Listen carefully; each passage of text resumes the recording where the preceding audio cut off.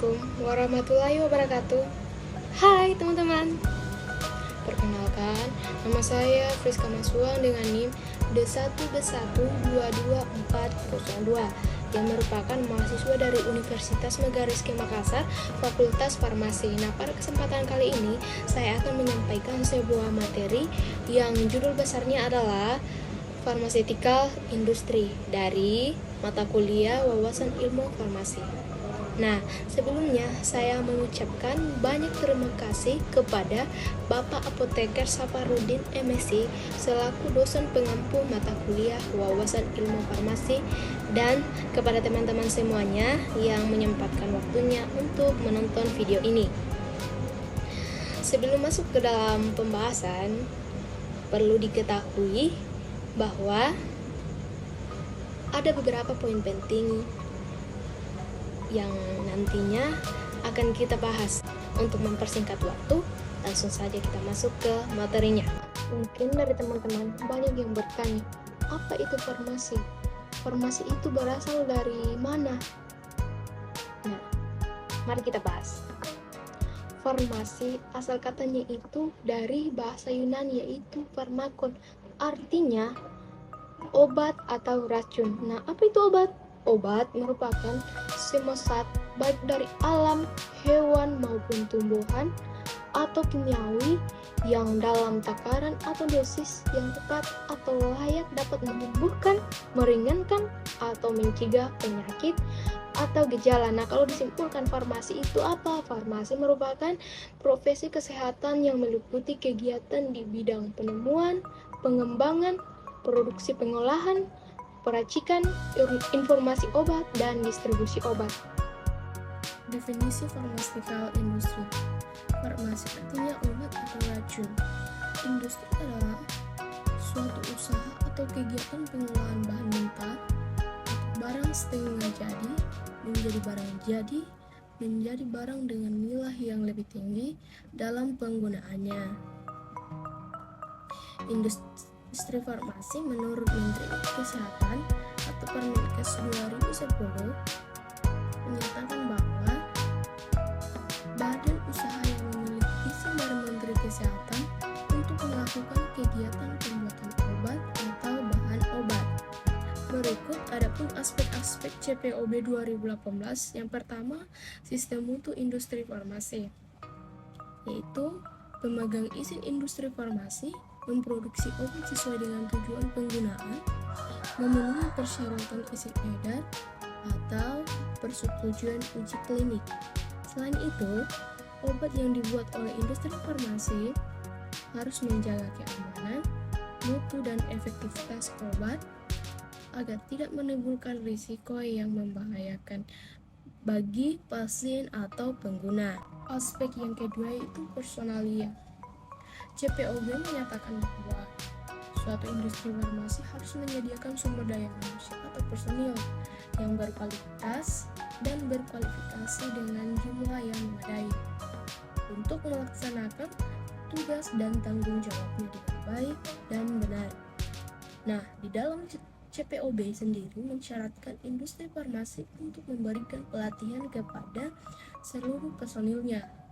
Pelatihan ini sebagai salah satu bentuk penerapan dari sistem manajemen mutu di industri farmasi yang dapat mempengaruhi terhadap mutu produk baik secara langsung maupun tidak langsung. Aspek yang ketiga yaitu bangunan dan fasilitas. Bangunan dan fasilitas yang dimiliki oleh industri farmasi hendaklah memiliki desain konstruksi yang memadai dan disesuaikan kondisinya serta dirawat dengan baik untuk memudahkan produksi obat yang benar. Fasilitas sarana dan prasarana yang ada di ruangan harus mampu memperkecil terjadinya risiko kekeliruan, pencemaran silang, dan kesalahan lain. Desain atau tata letak sarana dan prasarana harus memudahkan pegawai untuk melakukan pembersihan, sanitasi, dan perawatan yang efektif untuk menghindarkan pencemaran silang, terjadinya penumpukan debu atau kotoran, sehingga dapat menurunkan mutu obat. Kemudian aspek CPOB yang keempat itu peralatan.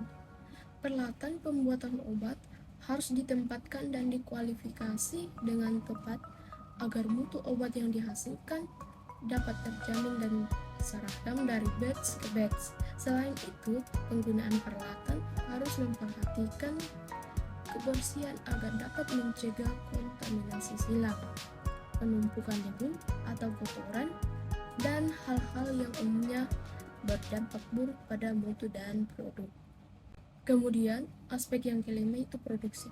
Industri farmasi memproduksi obat dengan mengikuti prosedur yang telah ditetapkan dan memenuhi ketentuan CPOB. Dengan mengikuti pedoman CPOB dalam produksinya akan menghasilkan produk yang memenuhi persyaratan mutu serta memenuhi ketentuan izin pembuatan dan izin edar. Aspek CPOB yang keenam itu cara penyimpanan dan pengiriman obat yang baik. Industri farmasi harus memperhatikan cara penyimpanan yang lama, penyimpanan, dan cara pengiriman obat atau kembalian. Hal ini dilakukan sebagai upaya untuk mengevaluasi kemungkinan kerusakan mutu obat jika kondisi kemasan masih baik namun cara penyimpanannya, lama penyimpanan, dan cara pengiriman diduga dapat merusak produk. Maka, produk harus dikarantina dan dilakukan koordinasi dengan industri farmasi terkait mutu produknya. Kemudian, aspek yang ketujuh itu pengawasan mutu. Pengawasan mutu merupakan salah satu aspek yang paling esensial dari CPOB. Pengawasan mutu ini akan memberikan kepastian bahwa produk secara konsisten dimonitoring untuk menjaga mutu produk yang sesuai dengan tujuan pemakaiannya. Keterlibatan dan semua personil dan stakeholders industri farmasi yang berkepentingan pada semua tahap proses produksi obat merupakan sebuah keharusan. Dengan begitu, industri farmasi akan mampu mencapai sasaran mutu mulai dari awal pembuatan sampai kepada distribusi produksi jadi. Kemudian aspek yang ke-8, inspeksi diri, audit mutu, dan audit persetujuan pemasok atau supplier. Inspeksi diri dilaksanakan secara independen dan diverifikasi oleh petugas yang kompeten dari perusahaan yang dapat mengevaluasi penerapan CPOB secara objektif. Tujuan pelaksanaan aspek inspeksi diri ini adalah untuk mengevaluasi apakah semua aspek produksi dan pengawasan mutu industri farmasi telah memenuhi ketentuan CPOB. Aspek CPOB yang ke-9, keluhan penarikan kembali produk. Penarikan kembali obat merupakan suatu proses penarikan kembali produk dari satu atau beberapa batch atau seluruh batch tertentu dari peredaran. Tindakan ini dilakukan apabila ditemukan produk yang cacat mutu atau bila ada laporan mengenai keluhan setelah pemakaian produk sehingga berisiko terhadap kesehatan. Produk obat yang sudah beredar dapat dikembalikan ke industri farmasi berdasarkan adanya laporan keluhan dari pelanggan atau konsumen. Keseluruhan yang dimaksud meliputi kerusakan melebihi tanggal kadaluarsa obat atau alasan lain, misalnya kondisi wadah atau kemasan yang dapat menimbulkan keraguan akan identitas obat, mutu, jumlah atau berat, dan keamanan obat yang bersangkutan. Kemudian aspek yang ke-10, dokumentasi.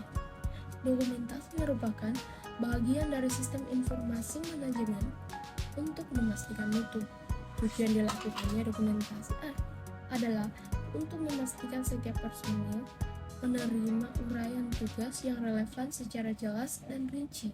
Dengan dokumentasi yang jelas akan mampu memperkecil risiko terjadinya kekeliruan atau salah tafsir yang biasanya timbul karena hanya mengandalkan komunikasi lisan, tidak didukung dengan pesan yang tertulis atau dikirim secara elektronik. Kemudian aspek yang ke-11, kegiatan ahli daya. Kegiatan ahli daya merupakan tanggung jawab industri farmasi terhadap Badan POM untuk menghindari kesalahpahaman sehingga dapat menghasilkan produk atau pekerjaan dengan mutu yang tidak memuaskan. Kegiatan yang diahli dayakan haruslah didefinisikan, setujui, dan dikendalikan di dalam sebuah kontrak yang tertulis. Hal ini dilakukan sebagai bentuk tanggung jawab legal dari penerima kontrak dan pemberi kontrak terhadap konsumen. Kemudian, aspek yang terakhir yaitu kualifikasi dan validasi. Industri farmasi melakukan identifikasi, kualifikasi, dan validasi yang diperlukan sebagai bukti pengendalian terhadap aspek krisis dari kegiatan yang dilakukan. Adanya perubahan yang signifikan terhadap fasilitas, peralatan, dan proses yang dapat mempengaruhi mutu produk obat hendaklah divalidasi. Adapun persyaratan untuk memperoleh izin edar farmasi tercantum dalam Permenkes tahun 2010 yang menyatakan bahwa sebagai berikut. Yang pertama, berbadan usaha berupa perseorangan terbatas. Yang kedua, memiliki rencana investasi dan kegiatan pembuatan obat. Yang ketiga, memiliki nomor pokok wajib pajak. Yang keempat, memiliki secara tetap paling sedikit 3 orang apoteker warga negara Indonesia yang masing-masing sebagai penanggung jawab pemastian mutu, produksi, dan pengawasan mutu. Hal-hal yang perlu diperhatikan dalam produksi, yang pertama itu pengadaan bahan awal, yang kedua pencegahan pencemaran silang, yang ketiga penimbangan dan penyerahan, yang keempat pengembalian, yang kelima pengolahan, yang keenam kegiatan pengemasan, yang ketujuh pengemasan selama proses, yang kedelapan karantina produk jadi. Klasifikasi kebersihan ruang pembuatan obat. Yang pertama, kelas A, B, C, dan D adalah tingkat kebersihan ruangan yang digunakan untuk menghasilkan produk steril. Yang kedua, kelas E adalah kelas ruangan bersih yang digunakan untuk pembuatan produk non-steril. Berikutnya, Departemen Quality Assurance atau QA. Apoteker di Departemen QA bertugas dan bertanggung jawab atas sistem mutu termasuk dalam hal ini. Yang pertama, memastikan penerapan dan jika perlu dibuat sistem mutu. Yang kedua, berpartisipasi dalam memprakarsai pembuatan manual mutu perusahaan. Yang ketiga, memprakarsai dan mengawasi audit internal atau inspeksi diri secara teratur. Yang keempat, mengawasi fungsi Departemen Kendali Mutu. Yang kelima, memprakarsai dan mempartisipasi dalam pelaksanaan audit eksternal atau audit pemasok. Yang keenam, memprakarsai dan mempartisipasi dalam rencana validasi. Yang ketujuh, memastikan kepatuhan terhadap persyaratan teknis dan atau regulasi Badan Pengawas Obat dan Makanan atau BPOM terkait kualitas produk jadi untuk mengevaluasi kualitas produk dan proses produksi secara berkala. Yang kedelapan, memastikan bahwa personel departemen terus dilatih sesuai kebutuhan setiap orang. Kemudian yang berikutnya, Departemen Quality Control atau QC. Apoteker di Departemen QC bertugas dan bertanggung jawab dalam pengawasan mutu termasuk dalam beberapa poin. Yang pertama, menyetujui spesifikasi instruksi pengambilan sampel, metode pengujian, dan prosedur kendali mutu lainnya. Yang kedua, memastikan bahwa semua pengujian yang diperlukan telah dilakukan. Yang ketiga, menyetujui dan mengawasi semua analisis berdasarkan kontrak. Yang keempat, memastikan bahwa Departemen Produksi dikendali mutu melakukan kualifikasi dan pemeliharaan fasilitas dan peralatan. Yang kelima, memastikan kualifikasi yang tepat yang dilakukan. Yang keenam, memastikan pelatihan awal dan kelanjutan untuk personal departemen sesuai kebutuhan. Dan yang ketujuh, menyetujui atau menolak bahan baku bahan pengemas produk antara produk curah dan produk jadi berdasarkan hasil evaluasi. Kemudian Departemen Produksi Apoteker. Di Departemen Produksi bertugas dan bertanggung jawab dalam produksi obat, termasuk yang pertama, memastikan obat yang diproduksi dan disimpan sesuai dengan prosedur untuk memenuhi persyaratan mutu yang ditetapkan. Kedua, menyetujui prosedur yang terkait dengan aktivitas produksi dan memastikan penerapan prosedur ini secara ketat. Yang ketiga, memastikan bahwa catatan produksi telah dievaluasi dan ditandatangani oleh personal yang berwenang. Yang keempat, memastikan bahwa Departemen Produksi melakukan kualifikasi dan pemeliharaan fasilitas dan peralatan. Yang kelima, memastikan bahwa verifikasi yang tepat telah dilakukan. Dan yang keenam, memastikan bahwa pelatihan awal dan berkelanjutan untuk personal. Kita lihat menurut pasal 211. Yang pertama, industri farmasi dapat membuat batch secara kontak kepada industri farmasi lain yang telah menerapkan CPOB. Yang kedua, industri farmasi memberikan kontak wajib memiliki izin industri farmasi dan paling sedikit memiliki satu set fasilitas produksi sediaan yang telah memenuhi persyaratan CPOB. Yang ketiga, industri farmasi memberikan kontrak dan industri farmasi menerima kontrak bertanggung jawab terhadap yang pertama, keamanan, khasiat, kemanfaatan, dan mutu obat. Yang keempat, ketentuan lebih lanjut mengenai pembuatan obat. Kontrak ditetapkan oleh Kepala Badan Tugas dan Fungsi Industri Farmasi. Dari materi yang saya edukasikan, dapat disimpulkan bahwa dunia farmasi itu sangatlah luas.